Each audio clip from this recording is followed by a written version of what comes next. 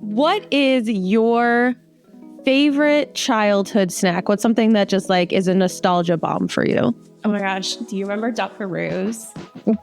Yes. Yeah, Dunkaroos. I feel like it's all sweet stuff. The popsicles that were like in the clear little tubes that you had to like squeeze out and then they got full of juice. Bomb Pops, like, oh my gosh. 90s snacks were just like top tier. Next level. Welcome back to Stacking Growth Snacks. I'm Steph Corniola, and I am here with Ashley Lewin, Senior Director of Demand Generation for Refine Labs. And we are here today talking about demand generation dashboards and KPIs. I'm excited to talk about this because there's a lot of technical, tactical stuff that we're going to get into. But backtracking from that, before you make any changes, you have to make some mindset shifts. So what needs to change in your mindset with inbound demand generation reporting before you even think about making a move? So first of all, this is my favorite topic. I could geek out and talk about this for hours. But first and foremost, I think the biggest switch from a philosophical standpoint is zooming out and looking at demand generation as a holistic business outcome versus a highly segmented, channel-specific outcome. So what I mean by that is typically lead gen is going to be very focused on like, what was the cost per lead? Well, how many leads did we get? It's going to be very channel-specific, and it's going to be very granular. And having granular reporting is needed at a certain level, but when you're reporting on demand generation, and switching from a lead gen to a demand gen strategy, you need to zoom out and you need to look at it from a business outcome and primarily looking at it in terms of, first and foremost, the sales funnel.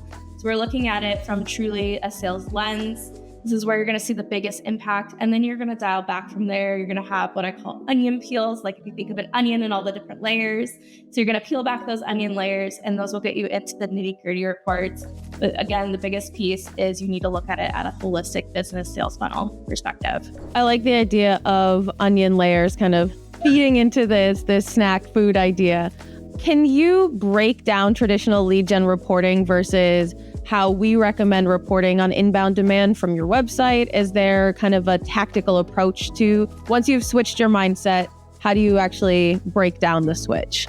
Yeah, so when you're doing a traditional lead gen one, I always look at it as, I think most marketers have found themselves in the depths of an overly complicated revenue model. And so that revenue model is a robust Excel spreadsheet that has, oh my gosh, so many rows of different numbers and different conversion rates. And it's essentially trying to back into the overall number, which in theory is the right approach. It's just, it's really hard to do it in actuality, and it overcomplicates the process.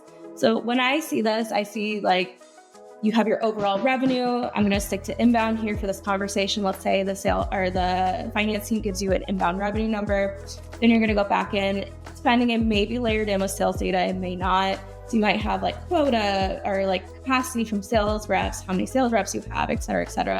And then you get to the marketing section and it gets to, okay, well, if we have a conversion rate of, let's say 1% of MQL to win or MQL to SQL or however you're modeling it, and then it starts to back you into that lens.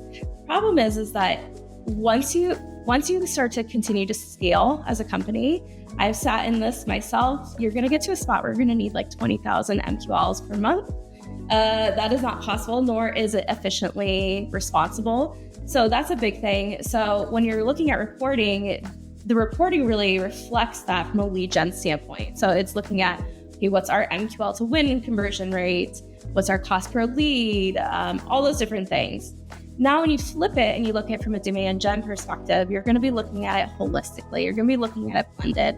I think this is a really hard approach when you are doing that switch, especially because you're going to be reporting on a lot of sales funnel metrics too. And there's this mindset of, well, that's the sales team. I can't impact that. How do we do this?